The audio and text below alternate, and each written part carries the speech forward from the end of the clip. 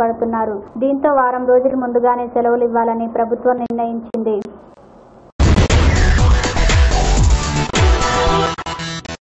Hyderabad cricket స్టేడియంలో 16 ప్రారంభం కానున్న ఐపీఎల్కి పోలీసులు కట్టుదిట్టమైన ఏర్పాట్లు చేశారు. 2000 మంది పోలీసులతో పాటు 400 మంది ప్రైవేట్ సిబ్బందితో బందోబస్తు నిర్వహించనున్నారు. ఈ నెల 16 నుంచి వచ్చే నెల 12 వరకు జరిగే ఇండియన్ ప్రీమియర్ లీగ్ T20 మ్యాచ్లు జరగనున్నాయి. శాంతియుత వాతావరణంలో క్రికెట్ మ్యాచ్ కొనసాగేందుకు సైబరాబాద్ పోలీసులు విస్తృతమైన ఏర్పాట్లు చేశారు.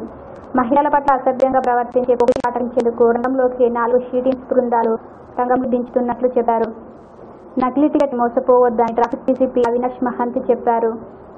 వచ్చే పబ్లిక్ కూడా వారికి కొన్ని సూచనలు చేయదలుచుకున్నాం. కొన్ని బ్యాండ్ ఐటమ్స్ ఉన్నాయి. ఏవైతే స్టేడియం లోపలికి వచ్చి మిజైల్స్గా వాడి అంటే ప్లేయర్స్ పైకి కొన్ని వేసే అవకాశం ఉంటుంది. అటువంటివన్నీ కూడా బ్యాన్ చేసాం. వాటర్ బాటిల్స్ కానివ్వండి, వేరే ఐటమ్స్ అటువంటివి ఆ లిస్ట్ కూడా మెన్షన్ ఉంది. సెల్ ఫోన్స్ గురించి కూడా గత సంవత్సరం మేము అలౌ చేశాము. ఈ సంవత్సరం కూడా అలౌ చేయడం జరుగుతుంది. కానీ దానికి చెక్ చేయడానికి ప్రతి సెల్ ఫోన్ని మేము క్షుణ్ణంగా చెక్ చేసి లోపలికి స్విచ్ ఆన్ స్విచ్ ఆఫ్ చేసి చెక్ చేసి పంపించడం జరుగుతుంది. సో ఇదొకటి అందరు కూడా గమనించాలి. అది అందరు కూడా అడుగుతా ఉన్నారు కనుక క్లారిఫికేషన్ ఇస్తున్నాము. గత సంవత్సరం లాగానే ఉన్న ట్రాఫిక్ అరేంజ్మెంట్స్, పార్కింగ్ అరేంజ్మెంట్స్ ఈ ఇయర్ కూడా కంటిన్యూ అవుతాయి. హబ్సిగూడ నుంచి ఉప్పల్, రాంపూర్ నుంచి ఉప్పల్ మెయిన్ రోడ్స్ 2 సైడ్స్ లో సెట్ బ్యాక్స్ లో పార్కింగ్ ఏరియాస్ అరేంజ్ చేస్తున్నాం. తర్వాత ఒక ప్రైవేట్ ల్యాండ్ కూడా ఉంది స్టేడియం దగ్గర. అది కూడా హెచ్సిఎల్ దానికి పార్కింగ్ గా తీసుకున్నారు ఫ్రమ్ ది ఓనర్. ఇది ఫర్ పార్కింగ్ దాదాపు ఒక 4500 4 వీలర్స్, ఒక 5000 కంటే ఎక్కువ 2 వీలర్స్ కోసం ఇది అరేంజ్మెంట్స్ చేస్తాం. ఆదిలాబాద్ జిల్లాలో ఘోర రోడ్డు ప్రమాదం జరిగింది. మండలం గుట్ట వంతెన నుంచి ఆటో అదుపు తప్పి కింద పడిపోయింది. ఈ వివరంగా బోధ్ ఆసుపత్రికి తరలించిన పోలీసులు గుర్తించారు.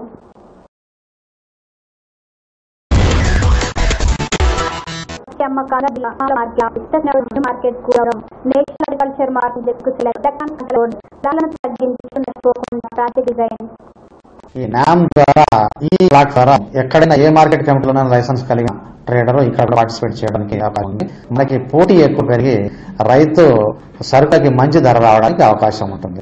అందుకని చెప్పేసి నరేంద్ర మోడీ గారైన మన ప్రధానమంత్రి గారు ఈ ప్రోగ్రామ్ ని అఫీషియల్ గా న్యూఢిల్లీలో లాంచ్ చేయబోతున్నారు. దానికి ప్యానల్ గా హైడ్ బేసిస్ మీద నామ్ ప్రాజెక్ట్ లో మన కమిటీ కూడా ఇక్కడ లాంచ్ చేయబోతా ఉంది. అందుకు దాదాపు అన్ని ఏర్పాట్లు జరిగింది.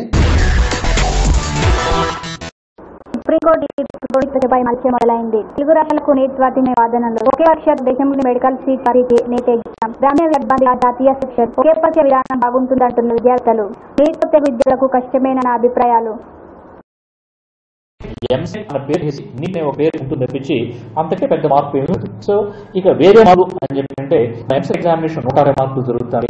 నీట్ ఎగ్జామినేషన్ 150 ప్రశ్నలతో జరుగుతుంది. ఎంసెట్ ఎగ్జామినేషన్ లో రుణాత్మక మార్కులు లేవు, నీట్ ఎగ్జామినేషన్ లో రుణాత్మక మార్కులు ఉన్నాయి. ఈ 2 యాక్టివ్ చూసుకుంటే కూడా స్టూడెంట్ యొక్క స్పీడ్ అండ్ అక్యురసీ అవసరం నీట్ ఎగ్జామినేషన్ లో ఉంది.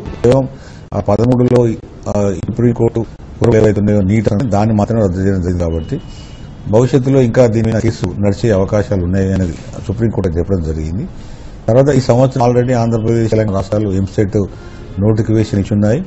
ఆంధ్రప్రదేశ్ రాష్ట్రం ఏప్రిల్ 29న, తెలంగాణ రాష్ట్రం ఎంసెట్ మే 2న. కాబట్టి ఈ రాష్ట్రాలకు వచ్చే అవకాశం లేదు.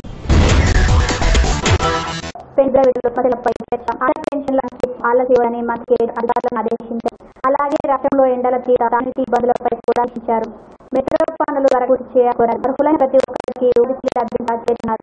ఈ కేంద్ర మంత్రి సింగ్ రాష్ట్రానికి రానున్నట్లు చెప్పారు. కాలేజీలలో రానున్న వర్షాకాలంలో జాగ్రత్త చేసుకోవాలన్న ఎదురు ఇబ్బంది తగ్గాలని కోరారు. నిజామాబాద్ వ్యవసాయ మార్కెట్ నుంచి జాతీయ మార్కెట్ మార్చనున్న కేంద్రం. దేశవ్యాప్తంగా మార్కెట్ యార్డులతో 2 ఏళ్లుగా మార్కెట్ యార్డులో ఆన్లైన్ సేవలు. ఆన్లైన్ ద్వారా మార్కెట్ యార్డుల ఏకీకృతం విధానంతో రైతులకు గిట్టుబాటు ధర. మహారాష్ట్రలోని మౌ నుంచి ఆన్లైన్ సిస్టంలో ఏకీకృతం.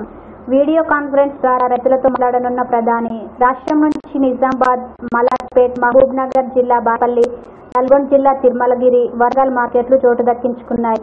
నిజామాబాద్ సెలక్షన్ గ్రేడ్లో చేత ఆన్లైన్ ద్వారా సేవలు ప్రారంభించనున్నారని పట్టణం సమాలయం వర్కులు కేటాయిస్తున్నట్లు ముఖ్యమంత్రి గారు ప్రకటించారు. ఆయన ప్రభుత్వ తరపున రామవారి కళ్యాణానికి ముత్యాల తలంబ్రాలు, పట్టు వస్త్రాలు సమర్పించారు. కళ్యాణం అనంతరం ఆయన స్థానికంగా విలేకరులతో మాట్లాడారు. జిల్లాలో 2 సాగునీటి ప్రాజెక్టులను చేపట్టనున్నట్టు వెల్లడించారు. వచ్చే 3 ఏళ్లలో జిల్లాలోని ప్రతి అంగుళ భూమికి నీటి వసతి ఉండేలా చేస్తామని ఈ సందర్భంగా హామీ ఇచ్చారు. చేసుకోవాల్సిన అవసరం ఏమో జనసంద్రహం చూడగలిగే పరిస్థితి కాదు. షార్ట్ పీరియడ్లో మళ్ళీ ఒకసారి నేను చిన్నజీవి స్వామి గారితో వేరే స్వయంలో వచ్చి నైటాలు చేసి అర్లీ మార్నింగ్ వేసుకుంటే జనం కూడా ఉండదు కాబట్టి అర్లీ అవర్స్లో ఆలయం అంతా స్వయంగా పరిశీలన చేసి తప్పకుండా డెవలప్మెంట్ కోసం చర్యలు తీసుకుంటాం. ఈ సంవత్సరం బడ్జెట్లోనే భద్రాచలం ఆలయ అభివృద్ధి కోసం ఆలయ రాట కావచ్చు, లోట కావచ్చు, ఆలయం కావచ్చు, పార్కింగ్ స్థాలు కావచ్చు, ఇంకా ఖర్చు గురించి 1 కోట్ల రూపాయలు తప్పకుండా కేటాయిస్తాం. 100% సురక్షితం కాబట్టి దీన్ని కాపాడుకోవాల్సిన అవసరం మనకు ఎంతైనా ఉంది. ఖమ్మం జిల్లా 100% ఇరిగేట్ కావాలి.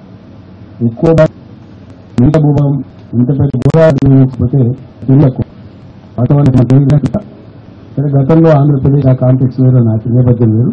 ఈరోజు తెలంగాణ కాబట్టి శ్రీరామను కన్నా మాట ఒకటే, 3-4 ఇయర్స్ ఒక ఇంచు భూమి కూడా మిగిలిన వాటి బిడ్డ కేసీఆర్ తీసుకుంటాం. 100% దాని టక్కలుగా అమలు చూపిస్తాం.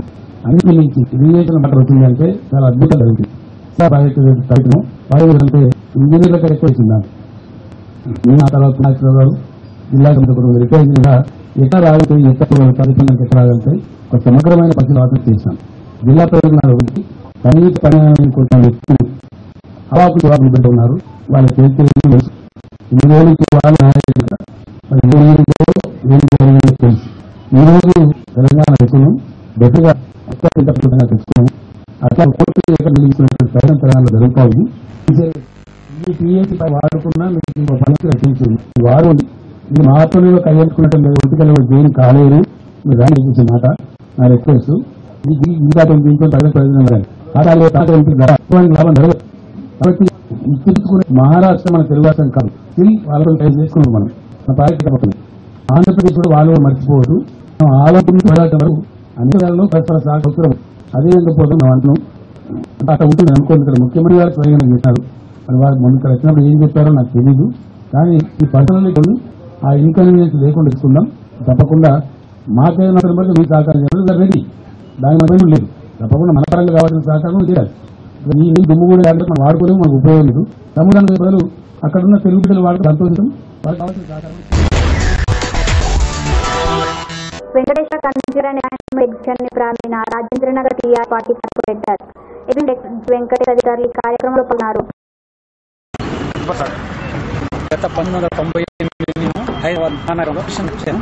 ఈ రోజు 55 మొత్తం చేస్తున్నాం. వెంకటేశ్వర కంజూర అమ్మకి వేసులో పిల్లలకి అట్లా 147 ఉంటుంది. ఇది గురించి పిల్లలకి ఉదయం ఉంటుందని మేము ఎగ్జిబిషన్లో 3 డేస్